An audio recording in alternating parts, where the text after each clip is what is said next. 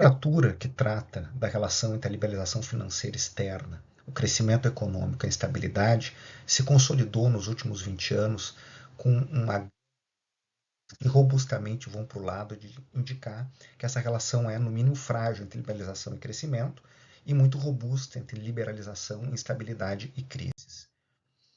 Por exemplo, nesse estudo do FMI, em que se observa a taxa de crescimento da renda per capita dos países emergentes em desenvolvimento entre 85 e 2004, medida no eixo vertical dos dois gráficos, e a abertura financeira, medida no eixo horizontal. Quanto mais afastado do zero, maior a abertura do país, quanto mais perto do zero, menor.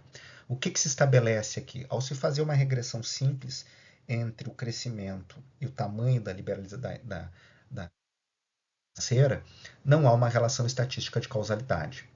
E quando é feita uma regressão condicional, ou seja, um controle para outras variáveis que afetam o crescimento, o nível inicial da renda per capita, medidas de escolaridade, de estabilidade política institucional, de estabilidade macroeconômica, é uma relação negativa. Isso não significa dizer que eu não possa gerar surtos de expansão alimentados por uma entrada de capitais muito grande. Isso ocorre. Acontece que quando os capitais saem, há recessões. Então, na média, os países não estão crescendo mais por estarem mais integrados. É isso que as evidências mostram, no caso dos países emergentes em desenvolvimento. No caso dos países de alta renda, ou nos países da OCDE, os estudos têm sugerido, isso é um exemplo, um estudo do Bank for International Settlements, mostrando o quê?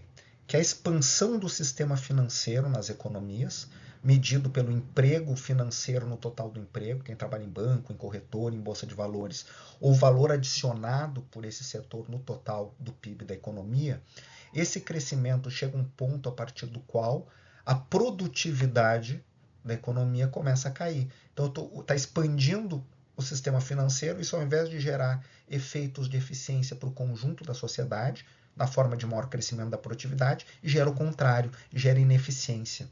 Então, nós estamos observando que a promessa de que a expansão financeira via liberalização interna e externa nos marcos da globalização geraria maior crescimento dos emergentes de desenvolvimento, não se verifica. Geraria ganhos de eficiência para a economia, também não se verifica. Não é à toa que dos anos 80 para cá, o PIB per capita do mundo cresce 1 ponto percentual a menos do que na época em que havia repressão financeira, nos anos 50 até o final dos anos 70. Ademais, a literatura mais recente, trazemos 2 exemplos exponenciais dessa literatura. Cláudio Bobbio, economista do Bank for International Settlements, atualmente diretor da área monetária do banco, professora Ellen Ray, da área de finanças da London School of Economics, estão enfatizando que os ciclos financeiros são determinados pela política monetária dos países centrais, Estados Unidos principalmente, e é a partir dos estímulos da maior ou menor taxa de juros, da maior ou menor expansão quantitativa do balanço dos bancos centrais, da maior ou menor percepção e vontade de correr risco por parte dos investidores nestes países, que os capitais entram ou saem das economias. Não tem nada a ver com fundamentos, ou pelo menos há uma relação assimétrica, né? No período de abundância de liquidez internacional, os capitais vêm para os países emergentes de desenvolvimento e olham quem está melhor, né? Os fundamentos importam. Porém, na hora de sair, independentemente dos fundamentos macroeconômicos institucionais são sólidos, os capitais saem produzindo crises. Então, num ambiente de livre mobilidade de capitais, não existe um trilema, não posso escolher entre câmbio flutuante, fixo e juros mais ou menos ativos. Num ambiente de livre mobilidade de capitais, existe falta de capacidade de estabilizar os preços macroeconômicos chaves, né, como taxa de câmbio e taxa de juros. Isso gerou uma série de medidas de second best por parte dos países, aumento de reservas internacionais, políticas de regulação prudencial para tentar minimizar o impacto desses processos de instabilidade. Em alguma medida se consegue minimizar, mas ainda o movimento das ondas, né, cada vez mais intensas, esse movimento é determinado lá no centro. Aqui se comparam em azul os países emergentes de desenvolvimento, ou não avançados, é um estudo do Bank for International Settlements, de outros países avançados. O que se mede aqui? É a abertura financeira, se é maior ou menor do que a média, né, daquele conjunto de países, e o volume de reservas que os países têm que obter. Então veja que nos países de alta renda, né, quanto mais integrada é a economia, né, tem um volume relativamente maior de reserva, mas que se situa abaixo de 10% do PIB. Já os países emergentes em desenvolvimento, em anos recentes, principalmente depois da crise financeira global, estão acumulando muito mais reservas. Né? Então, eles são obrigados a, né, se manter numa imobilização de recursos, um colchão de proteção que muito excede a 20% do PIB em função dessa instabilidade. Do ponto de vista de avaliações mais recentes, eu trago aqui o exemplo de um estudo da Goldman Sachs de 2022, que problematiza se após a crise financeira de 2007-2009, após a pandemia, qual vai ser o futuro da globalização? Haverá uma desglobalização? Haverá uma globalização menos intensa? Há muita divergência ainda nessa literatura, mas para observar, né, atualizando os dados, que a dimensão comercial, né, hoje o grau de integração, aquilo que eu havia dito num gráfico anterior, muito parecido com esse, mas que encerrava alguns anos antes, a relação exportações mais importações PIB hoje é bem menor do que em 2008. Né? Então, há um estancamento da parte comercial. Muitos países, como Estados Unidos, China e Europa, hoje, o tamanho das suas do seu comércio internacional como o PIB, a China notoriamente recuou, porque seu PIB está crescendo muito mais. Então, há um movimento de maior voltar-se para dentro, né, com respeito ao que havia antes. Aqui nós vemos que os fluxos de capitais no gráfico de cima, como proporção do PIB global, estão em queda, mas o valor dos estoques de capital seguem elevados, porque nós, a partir da crise financeira global, os 20 trilhões de dólares injetados somente nos 5, 6 principais bancos centrais do mundo por meio de expansão de balanço dos seus bancos, esse dinheiro volta para o mercado financeiro e vai comprar ações, títulos de dívida, e esses preços disparam. Então, os fluxos líquidos de entrada de capital estão em queda, né, investimento direto, investimento em portfólio, ações, mas o valor das bolsas de valores e dos instrumentos de dívida subiu nesse mesmo período, o que significa concentração de renda e riqueza também.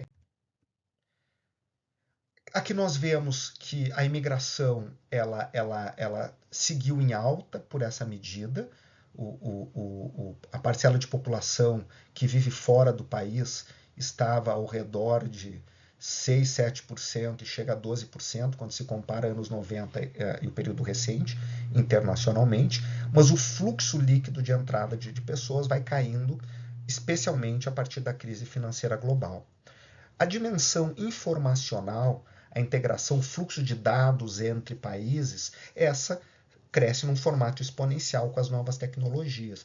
Então, há dimensões da globalização que seguem, como essa, fluxo de pessoas ainda, em alguma medida, fluxo de mercadorias e de capitais, menos. Né? Então, há um desbalanceamento e provavelmente, né, se há alguma certeza que nos próximos anos nós dificilmente teremos o mesmo cenário lá no começo dos anos 2000, né, pelo acirramento da concorrência entre Estados Unidos e China, guerras, tensões geopolíticas diversas, é isso que está na cabeça dos estrategistas, analistas, bancos de investimento para as próximas décadas. Esse padrão de integração no mundo da globalização financeira mostra que, por um lado, do ponto de vista comercial, a China é o principal nódulo, é o grande player, os Estados Unidos estão em segundo lugar, muito atrás, mas na área financeira, nas redes financeiras diversas, participação do dólar em pagamentos, do dólar em termos de emissão de ativos, crédito, etc., os Estados Unidos é o grande player. Então, nesse contexto aí de rivalidade estratégica entre esses dois países, né, a China não consegue ultrapassar os Estados Unidos na dimensão financeira, tampouco os Estados Unidos conseguem resgatar sua proeminência comercial e produtiva. A globalização financeira contemporânea, portanto, envolve a combinação de avanços tecnológicos, liquidez, queda de custo de transação e um ambiente institucional que foi muito forte no sentido da liberalização financeira. A financiarização é uma palavra síntese também desse processo. Porém, essa instabilidade econômica que vai se ampliando, vai produzindo crises, a ideia da necessidade de reformas, a reintrodução de controles de políticas macroprudenciais, um aumento exponencial no acúmulo de reservas e, cada vez mais, um ambiente que deixa de estar colado na ideia, né, do laissez-faire, como nós chegamos a ter no início da globalização, e com resultados muito negativos em termos de crescimento com prosperidade de forma sustentável. Mas é um debate ainda em realização. Nos próximos anos, talvez tenhamos contornos mais claros se essa desglobalização foi estancada ou se ela se aprofundou.